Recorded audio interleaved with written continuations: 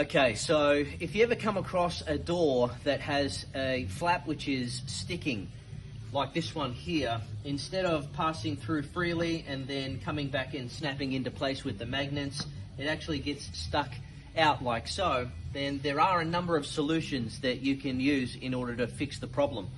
It's a process of elimination. However, the first process we would recommend is loosening the two screws on either side of this horizontal extrusion.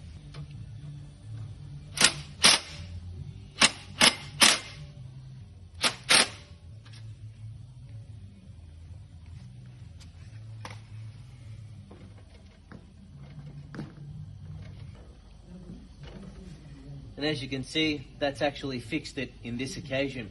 Another issue that can cause the door to stick is the mohair on top of the hinge inside the door frame here can slide across and actually get stuck between the hinge and the vertical extrusion. If that does happen, which can happen during transit, then you just take your flathead screwdriver, pop it up in here, and you can unjam the mohair out of the way.